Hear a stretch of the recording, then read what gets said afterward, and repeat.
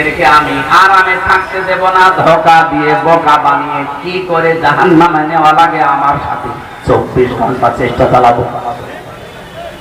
চেষ্টা চালাতে গিয়ে আমি কি সিনেমা হলের সামনে বসবো? আমি কি বেশ্যাখানার সামনে বসবো না? আমি বসে থাকবো অবশ্যই আলা সিরাতিকাল মুস্তাকিম, সঠিক সহজ এই পথগুলোর সামনে সামনে আমি বসে এদের ধোঁকা দিয়ে বোকা বানাবো। এই জন্য শয়তানের মিশন কিন্তু এখন শেষ হয়ে যায়নি। ওর যে 3টা কাজ ও চালিয়ে যাচ্ছে, শয়তান মার্কা মানুষ দুনিয়ায় কিয়ামত পর্যন্ত যারা আসবে এগুলো তারা চাইবে। সিস্টেম অপর পৃষ্ঠায় দেখুন, আল্লাহ পাক বলেন আমার আদম ভুল করার পরে 3টা বিষয় আমি আল্লাহর কাছে বলেছিল। 1 নম্বরে অপরাধ করার পরে স্বীকৃতি দিয়েছে যে আমি অপরাধী, রব্বানা যালামনা আনফুসানা। আদমের সন্তান আমরা যারা রহমানের বান্দা হিসাবে নিজেকে পরিগণিত করতে চাই, শামিল করতে চাই, অপরাধ আমাদের জীবনে আসবে হবে, কিন্তু আমরা স্বীকৃতি দেওয়ার মতো মন তৈরি করব। এইটা ছিল না এতদিন। অপরাধ করার পরে হাতে নাতে ধরা পড়ার পর স্বীকার করতো না। এক কথা বলে না কেন? এটা যদি স্বীকার করতো এত তলানিতে আমরা যেতাম না। এজন্য অপরাধ করার পরে স্বীকৃতি দেওয়া এটা আদম নবীর সন্তানের 1 নম্বর গুণ হবে। রহমানের বান্দা যারা 2 নম্বরে এরা অনুশোচনা করবে, অনুতপ্ত হবে মন থেকে। আমরা অনুশোচনা করি কিন্তু লোক দেখানোর জন্য না, মন থেকে করা লাগবে। এই মুরব্বির সাথে যদি কেউ বিয়াদবি করে, একটা ছেলে চেয়ারম্যান মেম্বার যারা আছে এলাকার গুরুত্বপূর্ণ লোক, ছেলেকে ডাক দিয়ে বলছে এই বেটা এই মুরব্বির সাথে বিয়াদবি করেছিস, মাপ চা। ছেলেটা যদি মুখ টান টান করে বলে ওই মুরব্বি মাপ কর, মাপ চাওয়ার নিয়ম। যদি অনুশোচনা করে এসে বলতো মুরব্বি আমার বাবার বয়সে আমার ভুল হয়ে গেছে, দয়া করে আমার মাফ করে দিন, আমি অনুশোচনা করছি, অনুতপ্ত হচ্ছি, জীবনে আমি আর করবো না। যদি মনুষ্যত্ব কিছু না কিছু থাকে এমনি মাফ করে দেন। অনেক যদি মানুষ হিসাবে এতটুকু দেখে মাফ করে দিতে পারে। আমরা যারা রহমানের বান্দা, অপরাধ করার পরে আমি সত্যি যদি মন থেকে আমি অনুশোচনা করতে পারি, অনুতপ্ত হতে পারি, আদম নবীর মতো উনি তো 350 বছর কন্দন করে চোখের পানি ফেলতে ফেলতে শেষ পর্যন্ত মাপ পেয়েছে। 3 নম্বরে শুধু অনুশোচনা না, জীবনে যে ভুলগুলো হয়ে গেছে, শয়তানের ধোঁকায় হোক, নফসের জালে পড়ে হোক, দুনিয়ার এই রংচং দেখে হোক, জীবনে আর কোনদিন এরকম কাজে আর আমি ফেরবো না। এই 3টা সিদ্ধান্ত নেওয়ার নাম রহমানের বান্দা। হযরত আদম আলাইহিস সালাম যে দোয়া করে নিজের গুনাহ মাফ করেছিলেন, অপরাধের স্বীকৃতি দিয়েছিলেন, কিয়ামত পর্যন্ত আদমের সন্তানরা যদি ওই দোয়া পড়ে মন থেকে মাফ চায়, নবীজি বলেন আল্লাহ তাদেরকেও মাফ করে দেবেন।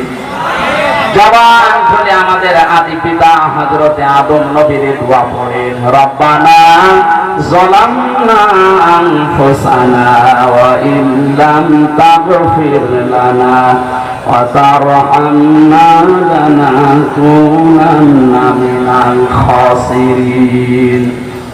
আমি তাফসীর থেকে একটা নোট এনেছি। পৃথিবীতে রহমানের বান্দার 1 নম্বরে গুণ হবে তারা নম্রভাবে, বিনম্রভাবে জমিনে হাঁটবে, অহংকার করে পা ফেলবে না। 2 নম্বরে তারা মূর্খদের সাথে, অজ্ঞদের সাথে যখন কথাবার্তা বলবে তর্কে জড়াবে না। আল্লাহ আমাদেরকে এইটা মেনে নেওয়ার তৌফিক দান, আমিন। 3 নম্বরে তারা রবের জন্য রুকু আর সিজদা দেবেন। এটা আজ আমাদের দিন দিন অনেকের জীবন থেকে উঠে যাচ্ছে। এই যে রুকু আর সিজদা মানে শুধু মাথা নত করা না, কপাল জমিনে ঠেকা না, আর একটা অর্থ আছে। রুকু সিজদা মানে পৃথিবীতে আল্লাহর বিধান যেখানে যেটা আসবে, বুঝে আসুক বা না আসুক, মাথা নত করে মেনে নেওয়ার নাম রুকু। এটা কিন্তু আমরা অনেকেই করতে পারি না। অনেকের মনের ভেতরে উল্টা পাল্টা প্রশ্ন আসে। আমি নাম ধরে বলছি শিক্ষার জন্য, যে সালমান এফ রহমান একটা অনুষ্ঠানে দাঁড়িয়ে বলেছিল কোরআনের ভেতরেও ভুল আছে, মেজরিটি না। এ কথা বলে তার ইমান থাকার কথা। সে যেন তাওবা করে, এখন যে একটা জায়গায় আছে সে যেন তাওবা করে, আল্লাহ যেন তাকেও মাফ করে দেন। রহমানের বান্দা দাবি করবেন আর সেজদা দেবেন না, রুকু করবেন না, আপনার মতো রহমানের বান্দা দরকার নেই, আপনার জন্য ফ্ল্যাট রেডি হবে না। 4 নম্বরে তারা জাহান্নাম থেকে পানা চাইবেন। শুধু জন্মের পর থেকে শুনছি জাহান্নাম, এটা যে কি নবীজি জানিয়েছেন, জাহান্নামের উপর থেকে একটা পাথর যদি কেউ ফেলে দেয় 70,000 বছর লাগবে নিচে যেতে। পাথরের নাম বললেন কেন? 2 তলা বিল্ডিং এর উপর থেকে 1 কেজি পাথর আর 1 কেজি তুলা যদি কেউ ফেলে দেয়, আগে পড়বে কোনটা? নবীজি পাথরের নাম কেন বললেন? পাথরই যদি পড়তে এত বছর লাগে, আমরা তো আর পাথরের চাইতে ভারী বস্তু না, আমার ফেলে দিলে কত বছর লাগবে নিচে যেতে? আগুনের বর্ণনা এত কঠিন হবে, কোরআনে কারিমে আল্লাহ দিয়েছেন আল্লাতী তাত্তালিউ আলাল আফইদা। আল্লাহ বলেন জাহান্নামের আগুনের বৈশিষ্ট্য জানো, পৃথিবীর আগুন যেখানে লাগে ওই জায়গা পুড়ে যায়, আর জাহান্নামের আগুন যেখানে লাগবে আগে কলিজা পুড়ে যাবে। রহমানের বান্দারা সবচাইতে সন্তোষিত সন্তুষ্ট থাকবে জাহান্নামের বিষয় নিয়ে। 5 নম্বরে তারা দান করবে, মধ্যম পন্থা অবলম্বন করবে। একেবারে ফকির হয়ে রাস্তা রাস্তায় ঘুরবে, এরকম দান করার দরকার নেই। একেবারে কৃপণ হয়ে এইকে ধরে রাখবেন না, এটা আল্লাহ চায় না। মধ্যম পন্থা আমাদের লাগবে। আজ এই যে বন্যা চলছে, ফেনী, নোয়াখালী, কুমিল্লা, বাংলাদেশের আরো যে সমস্ত জেলাগুলোতে আমরা এখনো ভেসে যাচ্ছি না, উপরে আছি, আমাদের রহমানের বান্দা দাবি করতে হলে মধ্যম পন্থা অনুযায়ী ওদেরকে পাশে দাঁড়াতে হবে। আজকে আমার মনে হয় সারা দেশের জমার কথা এইটা ছিল, কারণ এটা মানবতার পক্ষে সবচাইতে এখন গুরুত্বপূর্ণ কাজ।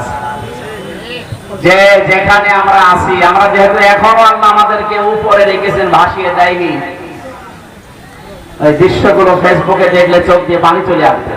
যার যতটুকু সমর্থ আছে, এখনো 60টা জেলা যেহেতু মাটির উপরে আছি, আমরা যতটুকু আছি, 1 বেলা 2 বেলার খাবার থেকে হাফ বেলার খাবারের টাকা ওখানে পাঠানো এখন ইমানের দাবি। তো আপনি যেদিন বিপদে পড়বেন কেউ আসবে না। এরপরে পেয়েছি আল্লাহ ছাড়া কাউকে ডাকা যাবে না।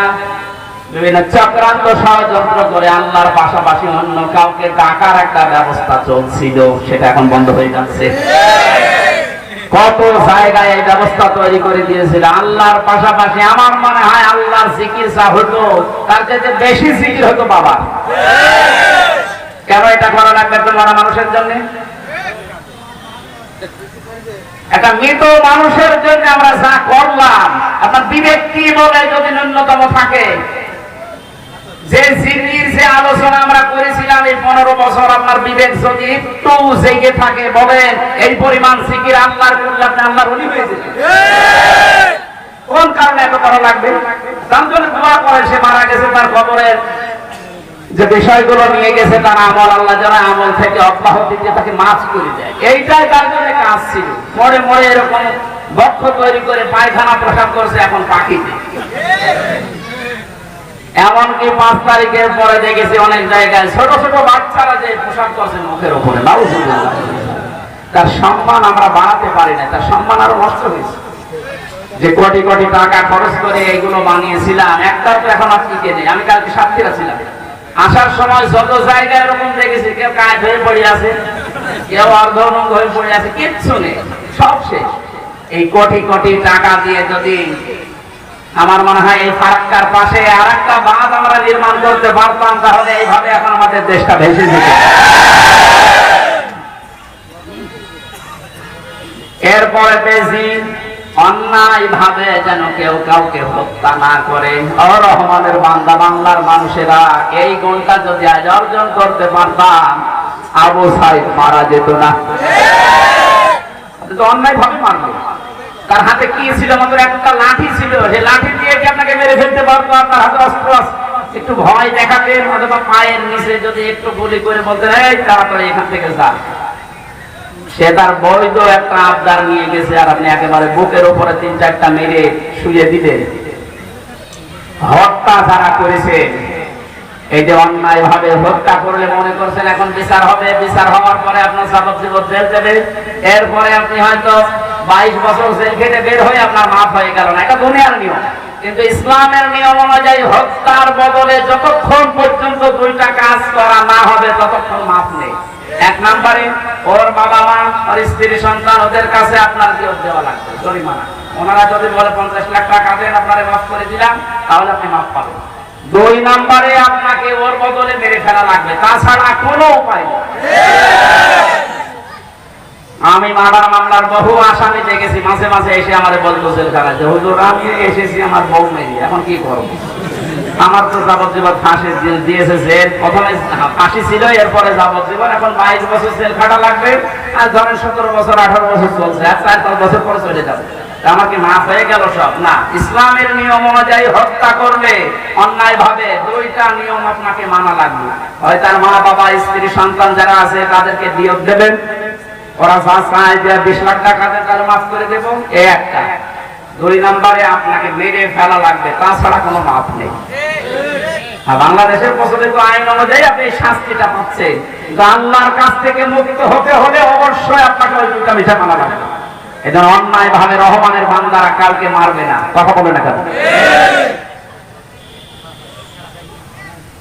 8 নম্বরে তারা যেন জেনা না করে, এইটা গুরুত্বপূর্ণ। কারণ পৃথিবীতে 3টা পাপের জন্য আল্লাহ ডবল শাস্তির ব্যবস্থা রেখেছে।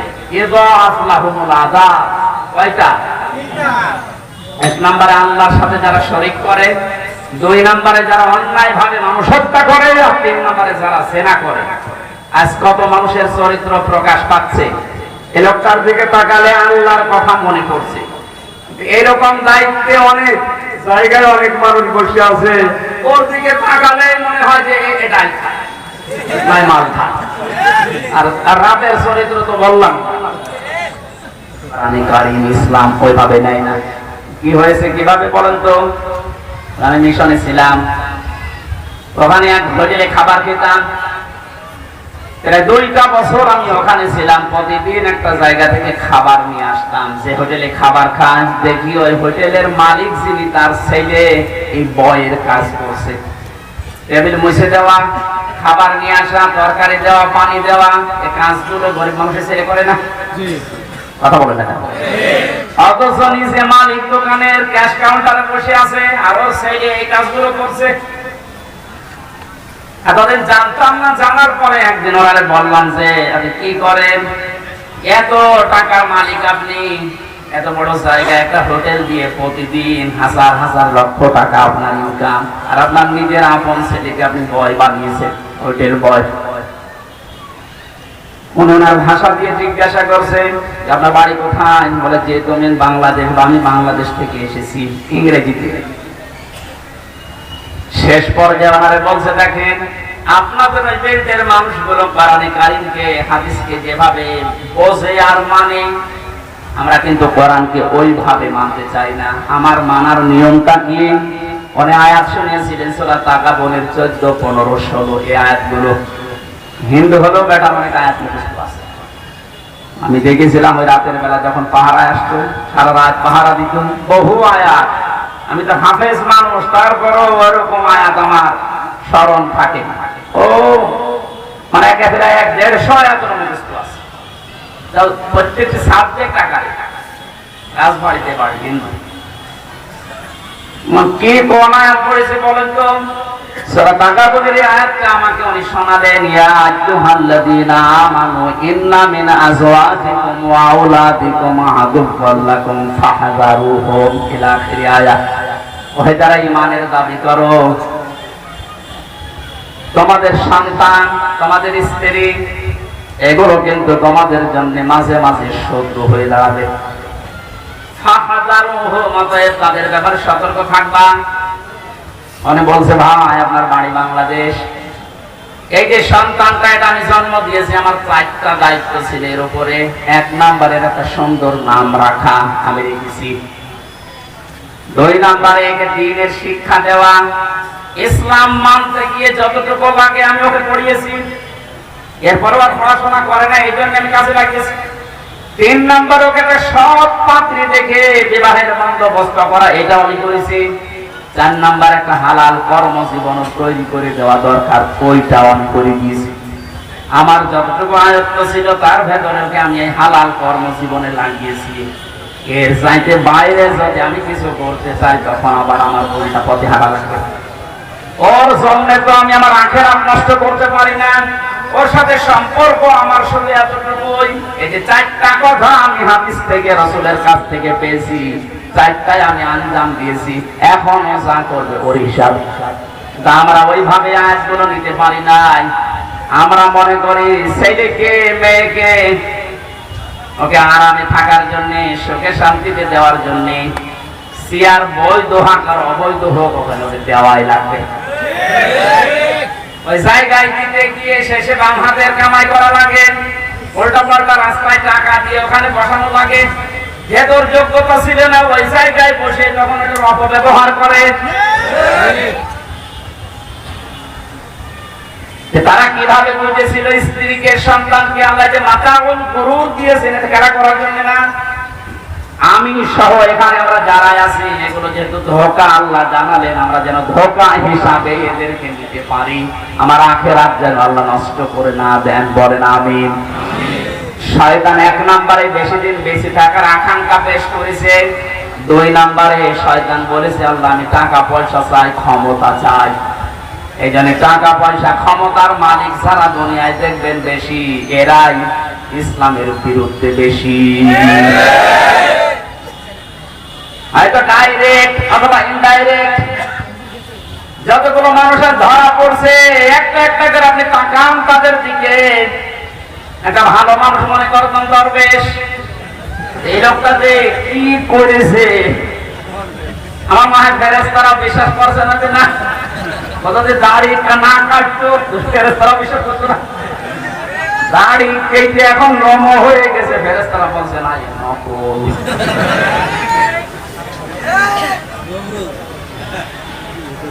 আর বাকি গুলোর তো এখন বলা যাচ্ছে না। কত অবস্থা নিচে নামিয়েছে মানুষের চরিত্রকে এই ক্ষমতা টাকা পয়সার জন্য। শয়তান বেশি দিন বেঁচে থাকা, বেশি ক্ষমতা, বেশি টাকা পয়সার মালিক হওয়া এটা চেয়ে নিয়েছিল। এই জন্য বেশি দিন ক্ষমতায় টিকে থাকার জন্য যারা চেষ্টা চালায় বৈধ অবৈধ সব বাদ দিয়ে এরাও এক প্রকার শয়তান। 3 নম্বরে শয়তান চেয়েছিল আল্লাহ তোমার এই বান্দা বান্দির কারণে আমি যেহেতু ছিল জাহান্নামে